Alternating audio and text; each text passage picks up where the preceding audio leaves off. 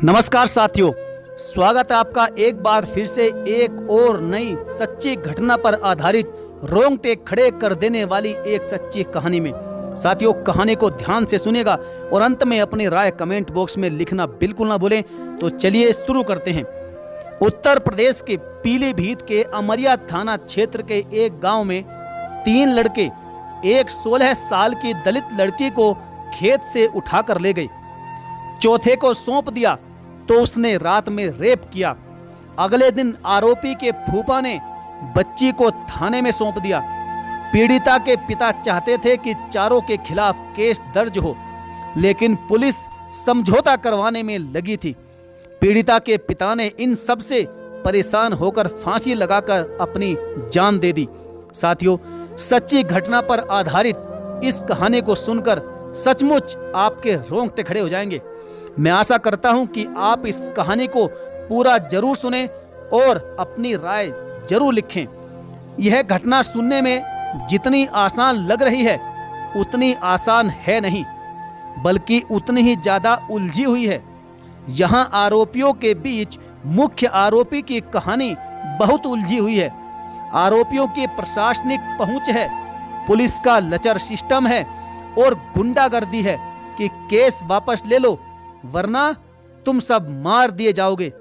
इन सब के बीच पीड़ित परिवार आज उस दोराहे पर खड़ा हो गया जहां एक तरफ तो मौत थी और दूसरी तरफ जीवन भर की मानसिक पीड़ा, और उसने फिर मौत चुन ली।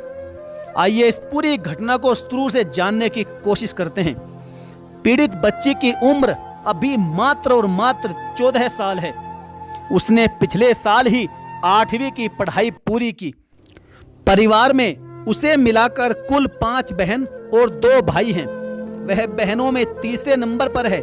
23 साल का भाई सबसे बड़ा है, वह बहनों में तीसरे नंबर पर है। 23 साल का भाई सबसे बड़ा है, जबकि पिताजी खेती किसानी करके परिवार को जैसे तैसे करके पाल रहे हैं। 9 मई को भी रोज की तरह पिता और भाई गन्ने के खेत में काम कर रहे थे। 14 वर्ष की काजल शाम 4 बजे घर से पानी और गुड़ लेकर खेत के लिए निकली। घर से खेत की दूरी करीब 1 किलोमीटर थी। तभी रास्ते में ही उसे हरेंद्र, रोहित और शेखर नाम के लड़के मिले और उसे बहला फुसलाकर अपने साथ ले गए। जब बच्ची खेत में नहीं पहुंची तो पिता और भाई को बहुत चिंता हुई कि आखिर काजल खेत में अभी तक आई क्यों नहीं, कहां रह गई। दूसरी तरफ घर पर मां को भी चिंता सता रही थी कि काजल अब तक वापस घर क्यों नहीं आई है। पिता घर आए तो पता चला कि बेटी घर पर है ही नहीं। बेटी का गायब होना सुनते ही गांव के तमाम लोग उसकी खोजबीन करने में लग गए। रात के तकरीबन 8 बज गए, लेकिन कुछ भी पता नहीं चल सका। पीड़ित परिवार आधी रात को अमरिया थाने पहुंच गया। बेटी के गायब होने की गुमशुदगी दर्ज करवाई गई। हालांकि उस वक्त किसी पर शक नहीं जाहिर किया गया। पुलिस खोजबीन में लग गई। पुलिस ने चारों आरोपियों को गिरफ्तार किया। सभी चारों आरोपी एक ही गांव के हैं, जो पीड़िता काजल के घर से करीब 3 किलोमीटर दूर रहते हैं। आरोपी राहुल के चाचा बताते हैं कि तीनों लड़कों ने लड़की को अपने गांव के ही बाहर एक जगह पर रखा। राहुल को फोन करके बुलाया और उसे सौंप दिया। राहुल उस लड़की को लेकर अपने फूफा मनोज के नए घर किच्छा चला गया। वहां उसने काजल के साथ दुष्कर्म और रेप किया। यह बात राहुल के फूफा को जब पता चली, उन्हें पता चला कि पुलिस लड़की को खोज रही है और पूरा गांव भी लड़की काजल की खोजबीन कर रहा है, तो वह अगली सुबह ही लड़की को लेकर थाने पहुंचे। थाने में आरोपी पक्ष के पहुंचने के बाद पीड़ित पक्ष भी पहुंच गया। पीड़ित पक्ष आरोपियों पर कार्रवाई चाहता था, जबकि पुलिस वाले समझौता करवाकर मामले को रफा दफा करना चाहते थे। पीड़ित काजल के भाई ने बताया कि मैं और मेरे पिताजी चाहते थे कि इस मामले में सख्त से सख्त कार्रवाई हो, लेकिन पुलिस हमारी बिल्कुल नहीं सुन रही थी। अमरिया थाने के एसओ ने हम लोगों को गाली देकर वहां से भगा दिया। उन्होंने कहा कि भाग जाओ वरना जेल में डाल दूंगा। 10 मई को लड़की अपने घर वापस आ गई थी। पिता रोज थाने जाते कि उनकी शिकायत पर केस दर्ज हो जाए। 11 मई को गए, 12 और 13 मई को भी थाने गए, लेकिन कोई सुनवाई नहीं हुई। दूसरी तरफ जब आरोपियों को इस बात की भनक लगी तो उन्होंने अलग ही साजिश करना शुरू कर दिया। आरोपी हरेंद्र के मामा महेंद्र का घर पीड़िता काजल के ही गांव में है। काजल के भाई का कहना है कि महेंद्र की थाने और स्थानीय नेताओं में अच्छी खासी पकड़ है। वह लगातार पीड़ित पक्ष पर थाने में न जाने की बात कह रहे थे। पीड़िता काजल के भाई ने बताया कि महेंद्र ने पापा को बहुत बार फोन किया। वो हर बार कहता था कि तुम इस केस के चक्कर में मत पड़ो वरना तुम्हें ही फांसी पर चढ़ा देंगे। महेंद्र ने कहा कि तुम्हारे चक्कर में राहुल ने जहर खा लिया है, हम इसकी शिकायत थाने में जाकर जरूर करेंगे। इसके बाद मेरे पापा बहुत परेशान रहने लगे थे। हम शिकायत के लिए पीलीभीत गए, वहां कप्तान साहब को भी पत्र दिया। महेंद्र के लगातार फोन करने और धमकी देने से काजल के पिता परेशान हो गए। 17 मई को सुबह 9 बजे घर से थाने से जुड़े कागजात लेकर निकले, लेकिन थाने में नहीं पहुंचे। अमरिया गांव की ही एक दुकान पर से रस्सी ली, दिन भर इधर उधर घूमते रहे, फोन स्विच ऑफ कर लिया। काजल की मम्मी भी यह मानती है कि फोन पर लगातार मिल रही धमकियों की वजह से ही ऐसा हुआ है। शाम करीब 4 बजे घर से 4 किलोमीटर दूर एक पेड़ पर पिता ने फांसी लगा ली। आसपास के लोगों ने देखा तो पुलिस को बताया। पुलिस पहुंची और सबको कब्जे में लेकर हॉस्पिटल में भेज दिया गया। पुलिस ने फोन जैसे ही ऑन किया तो काजल के फुफेरे भाई का कॉल आया। उसने फूफा से बात करने की कोशिश की।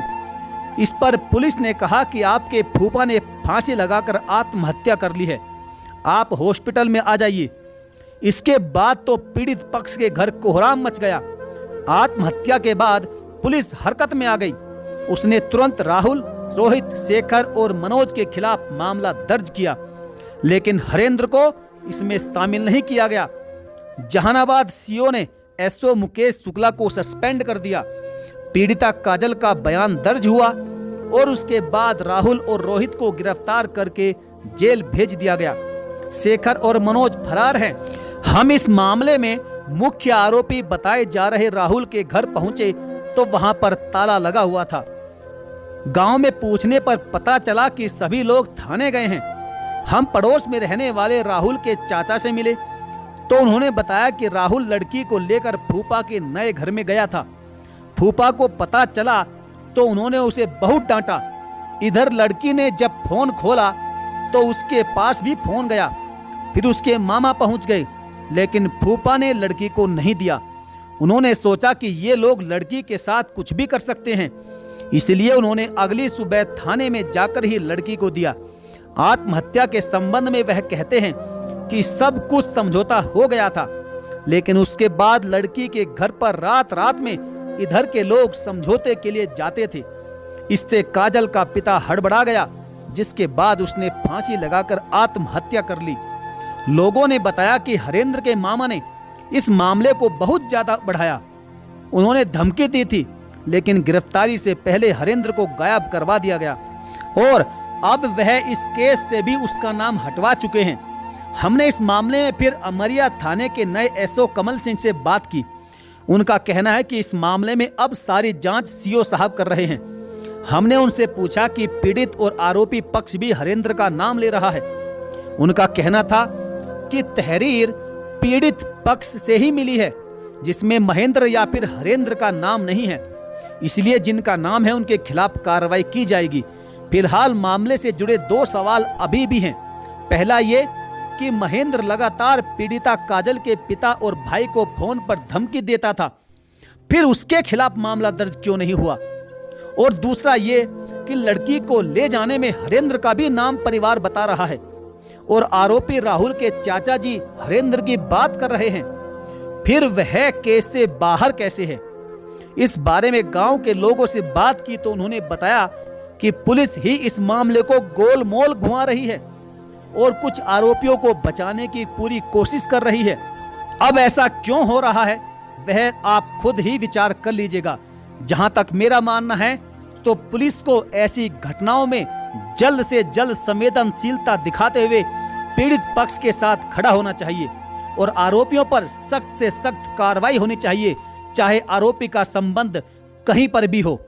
साथियों, ऐसी घटनाएं हमारे समाज पर एक बहुत बड़ा कलंक है और जब तक ऐसी घटना को अंजाम देने वाले आरोपियों और अपराधियों पर कड़ी से कड़ी कार्रवाई नहीं की जाएगी, तब तक ऐसे अपराध करने वाले दूसरे अपराधियों को सबक नहीं मिलेगा।